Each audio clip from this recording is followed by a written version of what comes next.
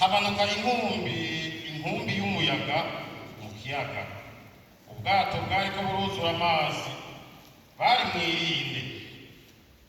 Baraza baramukangura bati, mwigisha turapfuye.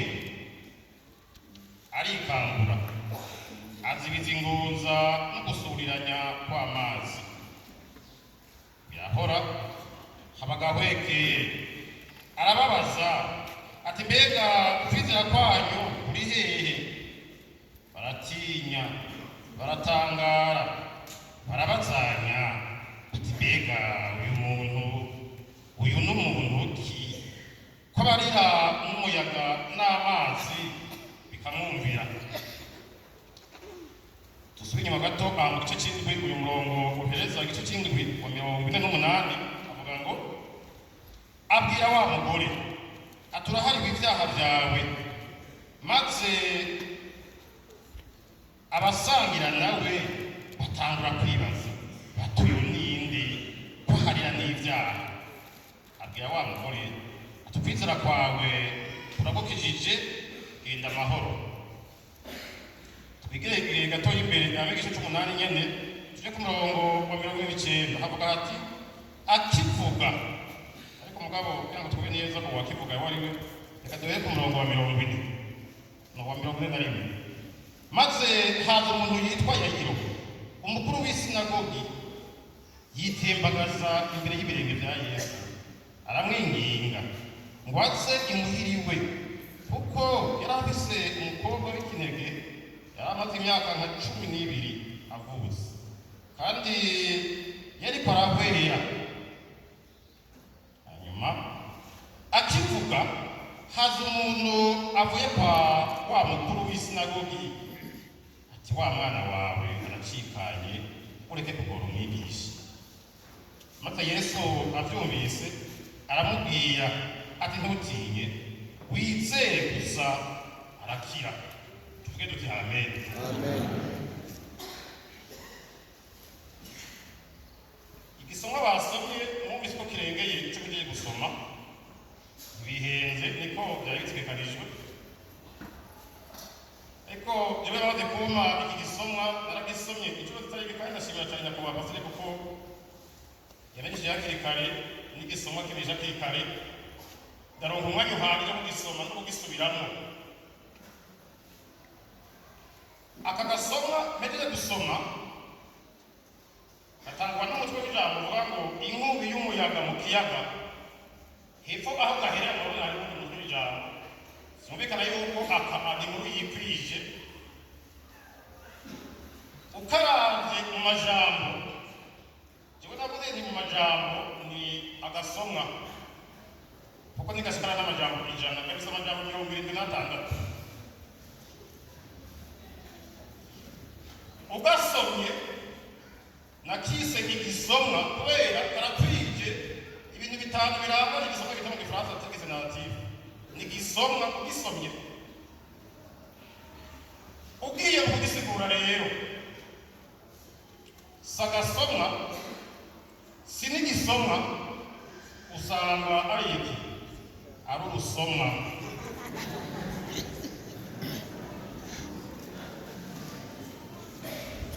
Amajambo tugiye gusangira nayahaye umutwe w'ijambo uvuga ngo, iyo igihe cyarenze Yesu ararenguka.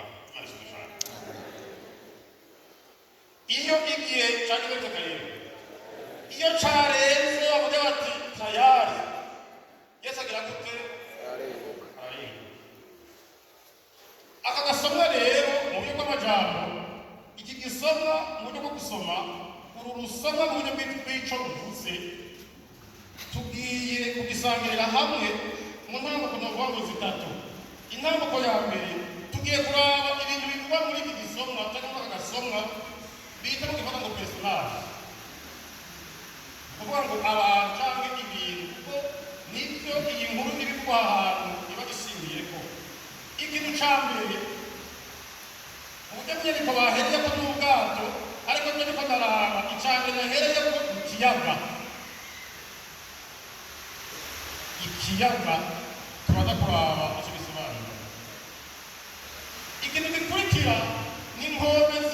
kiyaga bavuga ngo bavuye ku nkombe imwe bagenda bajya bakabacira mu kiyaga bajya ku yindi nkombe baza kuraba icyo bivuze. Ikindi kintu gihambaye kiri ngaha ni ubwato.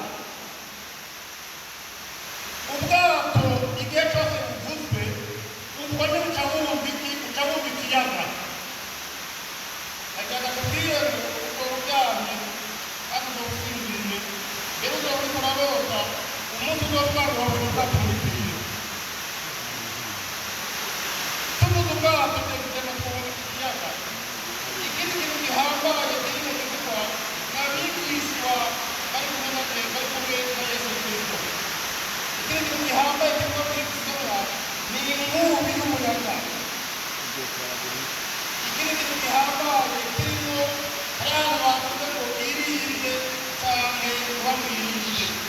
Hari n'abantu bavuga ngo irinde kuba umuto. Ikiyaga cyororwa ngo mu buryo bw'ubuzima cyangwa mu buryo bw'imwemu. Icyo natahuye ni uko ikiyaga gisigura ngo ubuzima. Imana ishimwe cyane. Ikiyaga ni ubuzima. Ubuzima tubayeho. Izi nkombe zibiri batubwiye ubuzima iyo buravye bufise icyo bafite amabombe abiri canke abavuze mu gihugu fate intango n'iherezo. Ni ukuvuga ngo inkombe ya mbere bapfuye ko bamenya mu kiyaga ni umunsi wo kuvuka. Imana ishimwe cyane. Iyo tuvutse tuba dukorokeye mu kiyaga cyitwa ubuzima. Imana ishimwe cyane. Ni nacyo gituma urugendo abantu bagize bava ku nkombe imwe bajya ku yindi nkombe baciye mu kiyaga. Ni uru rugendo tugira kuba tugivutse ukagira urugendo kugira kuri wa munsi baririmba ngo aheza mu ijuru. Hariya ubuja bw'inkombe ugize kuri inkombe y'ikiyaga. Ukujabuka rero iri kiyaga nk'uko tubibona kuri aba muri gitumanga muri aka gasoma twasomye. Uyu muryango cyangwa uyu mugwi w'aba bantu bagiye mu kiyaga bariko baragenda mu kiyaga hari intambara bahahuriye. Nicyo gituma iyo dutanguye mu buzima dukorokeye mu buzima umuntu umaze cyane atangura gukora mu kuririmba atangura kurira umwana ukarira kubera ko igitega cy'ubuzima ntibisanzwe kirimo ibibazo byinshi kirimo intambara nyinshi umuntu aba azi guhangana nazo. Twese rero turi mu rugendo turi n'abantu bari mu kiyaga kandi aho mu kiyaga tuhahura n'intambara zitandukanye, intambara nyinshi tuza turwana nazo kandi ihangiro ryacu n'icyifuzo cyacu kuba dukujabuka hakurya aho twigira ko hari amahoro. Ababigishwa mu kiyaga ababigishwa bari mu kiyaga ahantu hambere bari bahabiye bari kuva mu kiyaga bakagera hakurya kubera niho bari bizeye amahoro. Muri urugendo rw'ubuzima abantu turimo nta gusinywa kubaho nubwo hari intambara. Ni nacyo gituma ababigishwa bari muri iki kiyaga nubwo bahuye n'intambara nubwo bahuye n'ibibazo nta yandi mitego bari bafise bategeka kubandanya ntibashobora gusubira inyuma. N'ubu buzima turimo uvutse ushobora kuvuga ngo mpuye n'ibibazo ngo mpuye n'intambara ngo none udasubira inyuma n'abawe waravutse icyo urindiriye gusa ni ukujabuka ya nkombe ariko wavuze. Muri urwo rugendo rwo muri bivuga ntidushobora na rimwe gusubira inyuma dukubitirwa kubandanya dukubitirwa kujabuka kugenda tugeze kuri iyo nkombe ikurikira. Iki byose ni uko muri urwo rugendo umuntu ntaba umwe nk'uko ababigishwa muri iki kiyaga ntiyari umwigisha umwe wari umukuru w'abigishwa uko tubindi bari 12 kandi hagati muri bo hari umwigisha mukuru ari we Yesu Kristo. Ni nacyo gituma natwe muri urugendo rw'ubuzima turimo ntitugenda turi twenyine. Hari igihe uba mu ngorane, hari igihe uba mu ntambara ukibwira ngo bisanzwe ingorane, ariko ndakumenyesha ngo mu ngorane tutaruka tugatukira ntituzisangira kubera dusanzwe turi benshi mu rugendo, gusa ingorane zo zitandukana. Ikindi kintu gihambaye batubwira ni ubwato. Ubwato tubusigura mu buryo bubiri, ni ukuvuga ngo hariho mu buryo rusange. Ubwato bishobora kuba umuryango, bishobora kuba igihugu, bishobora kuba isengero. Yandi majambo naho hantu uri gukorera ubuzima bwa misi yose muri ubu buzima bwawe, ashobora kuba ari mu buryo bw'igihugu. Igihugu nacyo muri rusange nk'abarundi hariho ubwato turimo, hariho n'intambara turwana ku buryo bw'ubanga rusange bw'igihugu, kandi izo ntambara tukaganirwa na Kristo. Arashobora kubaho muri rusange ugasanga isengero, turashobora kuba turi mu buzima tuba turi mu isengero ugasanga intambara turwana nazo tukirwana n'isengero, ubwato twebwe turimo ikaba isengero. Urashobora kuba umuco, imico tubayemo muri majambo. Ubu bwato cyari ikintu turimo, icyo tugenderamo muri cya kiyaga cy'ubuzima, turondera kugira mu bwato. Imana nishimwe cyane. Dutegerezwa kuramiriza tugaca muri cya kiyaga. Ikintu kiryoshye kwizera cyo kumenya ni uko dufite umukiza aturwanya muri izo ntambara. Muri bwa buzima we burimo ushobora kugira ingorane mu isengero ugahangana n'ibibazo, ndakubwira ngo muri wenyine hariho Kristo aturwanira intambara. Imana nishimwe cyane. Yesu nashimwe. Rimwe na rimwe muri urwo rugendo duterwa n'imipfunda, duterwa n'intambara, nk'uko n'ababigishwa bahuye n'ibibazo, banagenda babwire ngo dukwiye kumenya turi muri urwo rugendo ari intambara turwana nazo. Kenshi na kenshi tubanga kwirwanira, tubanga gutabaza, kwirwanira, ukabanga kwirwanira. Yesu umaze kunanirwa niho kuza gutabaza umwami Yesu Kristo. Tuko turaraba ababigishwa baramaze umwanya munini bariko bararwana, bariko barirwanira, bari muri ubu bwato, baramaze umwanya munini, ariko haragera igihe ingufu zabo zirananirwa, baratabaza Kristo kugira ngo ashobore kubarwanira. Hari ikibazo Yesu yabajije ababigishwa, ni ukuvuga ngo ababigishwa bararwanye umwanya munini, barwana n'imipfunda, barwana n'intambara, barwana n'ibibazo, baragera ahantu ingufu zabo zirananirwa. Imana ibaze cyane. Ingufu zabo zimaze kunanirwa, baratabaza, batabaza umukiza, baratabaza, batabaza Kristo. Ariko reka tubabwire ngo uri kuraraba ingene batabaje, sinovuga ngo baratabaje, bararwanye, barwanya intambara. Haragera ahantu babona yuko birangiye, haragera ahantu babona yuko ubuzima bwase, haragera ahantu babona yuko nta kintu gisigaye no gupfa, kuko bagusomeye ngo ubwato bwariko burarengewe n'amazi, bari mwirinde, bene majambo bari mu rupfu, nta kindi kintu bari bafise, babona ko ubuzima bwangiye. Bagiye gutabaza, bahamagaye Kristo, bamubwira bati turapfuye. Imana ibaze cyane.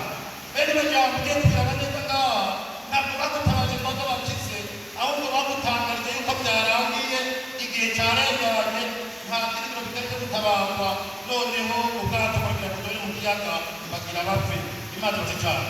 Hari igihe kenshi twirwanira mu bibazo, umuntu akagira ahantu n'ibigiro bigahera, akabona ukamenya ubuzima burarangiye, ukamenya ntagitabarwa, ukamenya ntagikira, ariko umaze gutabaza Kristo araseruka akagucira inzira. Imana nishimwe cyane.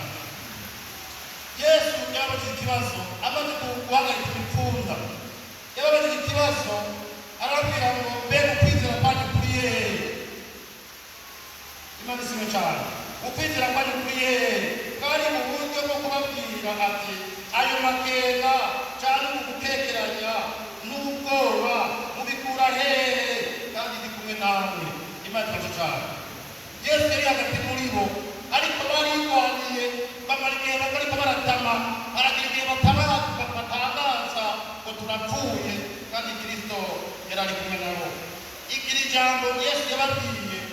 jambo buri munsi yamuri kurabwira abizera yamuri kurabwira abakristo kubera ko igihe kinini turaba ahantu mu mirinde turaba ahantu mu bibazo turaba ahantu mu ngorane ukwiga kwacu kugahera tugatanga ibyizigiro ariko Yesu arakubwira ngo naho womega siho ndi naho womega ndi kumwe nawe nuhumure ndi kumwe nawe Yesu nashimwe cyane ababigishwa baratekeranije ababigishwa nakwizera kwagaragaye muri bo batabana kugira ngo turapfuye ntibavuze ngo mwize n'utukize rero nenda ndababwire ngo natwe bitagabo kenshi iyo turi mu ntambara iyo turi mu bibazo ari byo kwizera guhera ukamenga turapfuye ukamenga ntibishobora gutabarwa ukamenga ntibishobora gukira hariho rero ibintu bitatu ibintu bigera kuri bine tugiye kurabira hamwe bituma kenshi tudashobora kwizera kandi twisunze iki gisomwa twamaze gusoma ngaha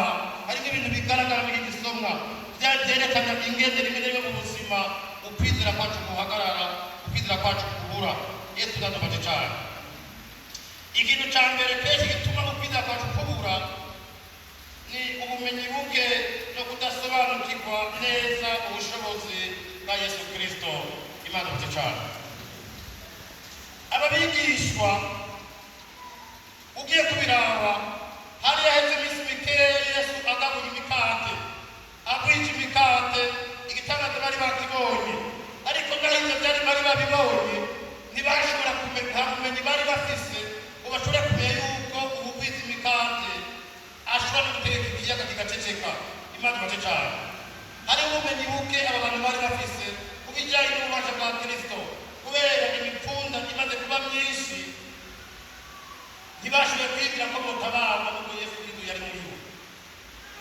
Imana ifite cyane ariko ikintu twasomye mu gice cy'indwi aba bantu kuvuga ngo ariho Yesu yari yatumiwe n'umufarisayo agenda mu nzu bariko barasangira aca ahantu umugore yari umunyabyaha amaze kuza uwo mugore arira ku birenge bya Kristo bamuhanaguza umusatsi wiwe hanyuma Yesu aramubwira abwira wa mugore aturahari ibyaha byawe abantu bari ngaho ntibashobora kwizera kubera nta bumenyi bari bafise ntibashobora kwinjira ko Yesu urugero rwiwe n'ubushobozi bwiwe bashobora guharira ibyaha byatumye batizera batangura kubazanya bati mbega umuntu ninde ashobora guharira ibyaha Imana ifite cyane nta bumenyi bari bafise ngo bamenye yuko Kristo ashoboye no guharira ibyaha rero rimwe na rimwe ubumenyi buke bwo kumenya ko Yesu ntidashoboye urashobora kutubera intambamyi ushobora kwizera Imana ifite cyane n'ababigishwa ariko ikintu kibyerekana yuko hariho urugero batatanga ko Kristo kuko bari bagira bati mbega uyu ninde uyu muntu ninde uburyo n'ikiyaga gishobora kumwumvira Imana ifite cyane rero ubumenyi buke birashobora kutubera intambamyi ugutamira ko Kristo ibibazo turimo abishoboye irashobora kuba intambamyi ituma tutizera Kristo Imana ifite cyane iyindi ntambamyi kenshi dukunda kugira mu kwizera bigatuma tutizera n'urugero rw'ubunini bw'umutwaro Imana ifite cyane ni ukuvuga ngo bivanye n'urugero umutwaro wawe uriko ukwizera kurashobora kubura ugiye gusengera umuntu arwaye malariya umuntu arwaye malariya birashobora kumworohera kwizera ko ashobora gukira gusumba uko urwaye kanseri ashobora kutizera Yesu nadufashe cyane womenga umuntu arwaye kanseri byaramaze kurangira kubera urugero rw'umutwaro wiwe ni munini cyane rero kwizera bigatogora Yesu nadufashe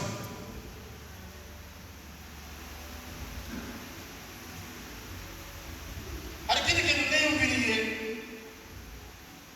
iyumviriye umuntu yenda gutura umutwaro akakubwira ati ngewe numafata urugendo mve ngahanje no mu rutano nk'akarorero akakubwira ati numusengere ngo bamaze gusaba rifite kumusaga uwo muntu kumusengera n'ibigoye uwo musengera ibyo bija hose ntuza kubura mu ngira zino muhahurira akunguruza uwo arenganye agacarenga ku wundi akazana umutwaro usa n'uwo akakubwira ati jya ngoma kujya Dubai none ngo musengere ngiye gusaba rifite kuri ayo poro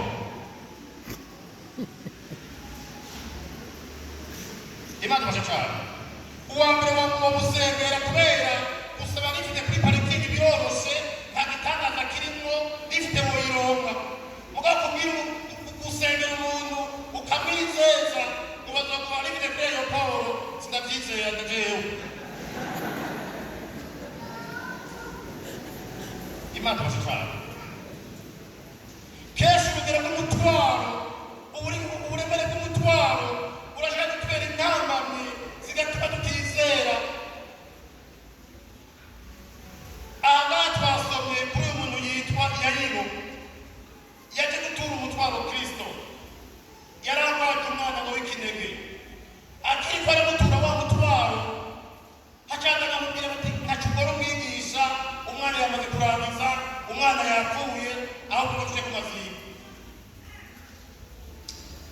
Imana idufashe muyandi majambo kubw'abantu bazanye iyi nkuru byaboneka yuko umwana amaze gupfa nta kiri kuragorana byamaze kurangira ahubwo igisigaye gutegura amaziga Imana idufashe cyane kenshi urugero rw'umutwaro uratubera intambamyi mu kwizera ariko Yesu yamubwiye ngo nimba wizeye uhumure umwana wawe arakira Yesu nashimye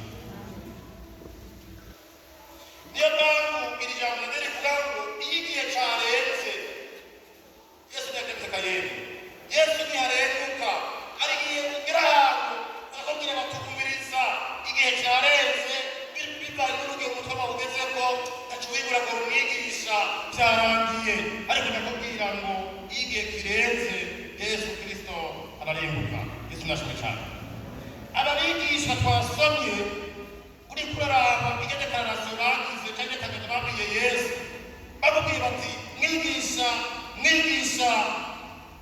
turapfuye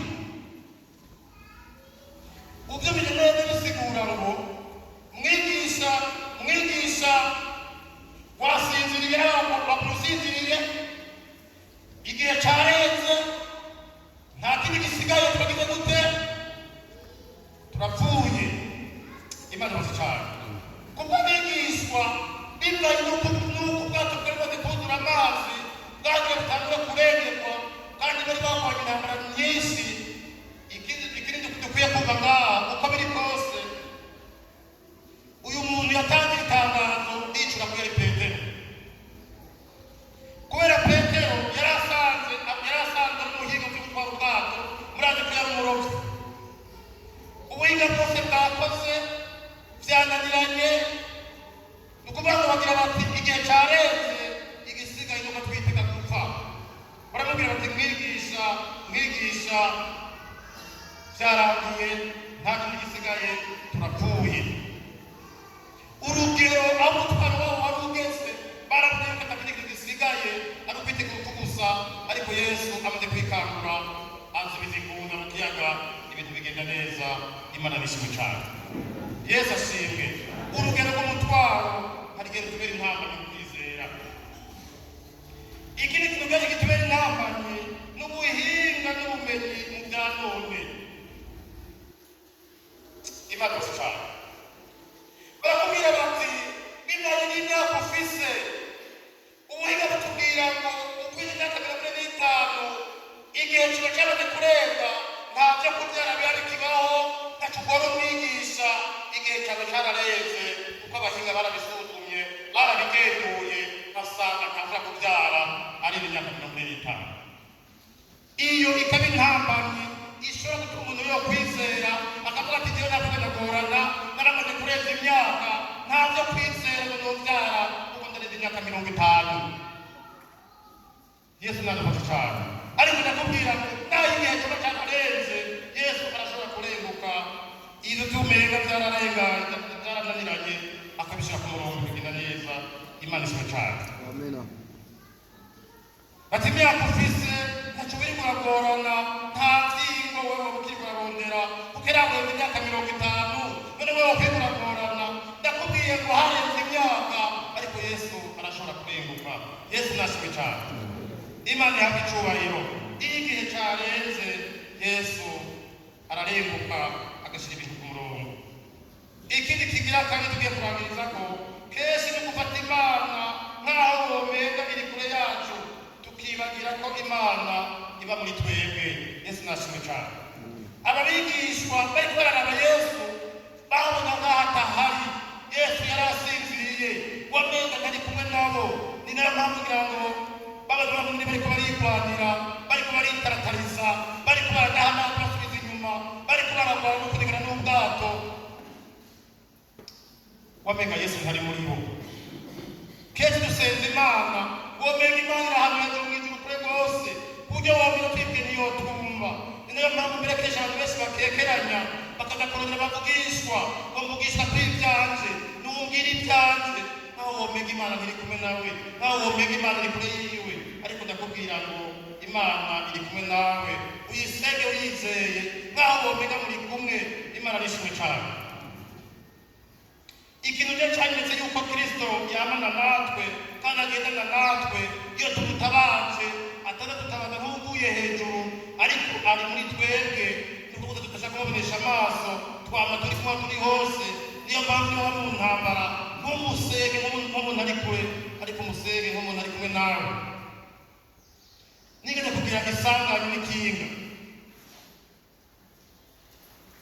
abantu twaba tuva hamwe abantu barahazi ahantu bita ku Kamunyinya, n'ahantu ibarabara rifite upande nini cyane kandi hari ibibuye biteye ubwoba. Ndi ku ikinga yaduduye ku ibuye, ukuguru kwari gufashe ikwirusha kurasimba yafurikira yiyaka, ukugwabo nongera kuyironde kudayibura. Ikinga nayo yari ikinga kirishaje gifite bya ngombwa. Ikinga kugira ngo siko kuvuga ngo 200 kilometre pare aho ni mu mabuye. Ikinga kaduga n'ubiri kiri ko tero ariko n'umuziki nyuma. Ikinga kaduga kujya ku mabuye ndagira ngo kurondera ifire ndayirondera nubwo bagakamika mu byumva ndayibura. Ndavuga ni nta bindi ndamenetse tayari birarangiye ntabwo kuraba aho hantu. Ndavuga ni kwa Heri Davidi kwa Heri abantu barahanye ko babonye igisenge gituga yo birigira ngo bifata mu maso bakubya mu kwa Heri. Mugabo akekana hagati tabaze Yesu ikigikora kugira ngo nani Yesu mbuze ntagatatu yakigi kwenye n'umuceri yatobo ikintu kafire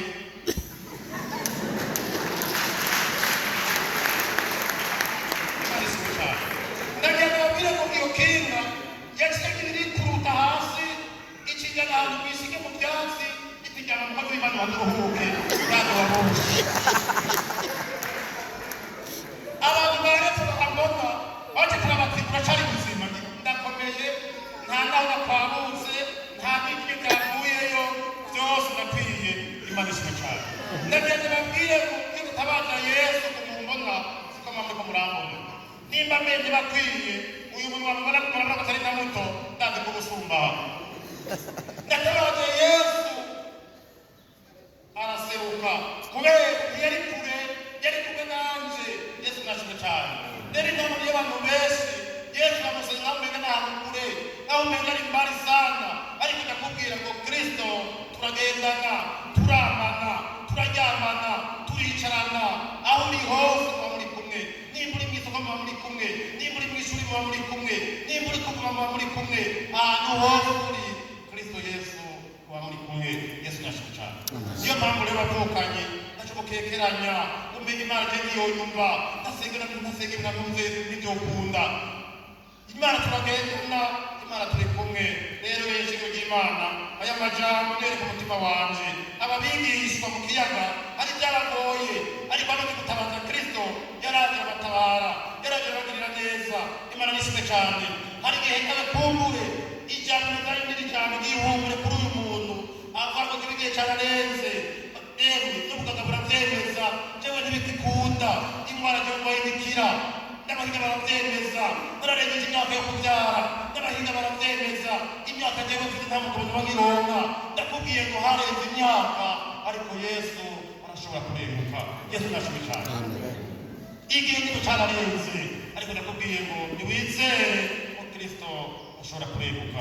Rero shengero ry'Imana niba ntabagoye reka tuvyaguruke twese, tuvyaguruke dusenga Imana. Ariko cyane cyane ngo bambwire umuntu ababikira igihe cyararenze, imyaka ni myinshi, sinyoba kivyara, sinyoba kigira iki na kiriya, igihe cyararenze. Ndakubwiye ngo wizere. Yesu nashimwe cyane. Ndakubwiye ngo wizere.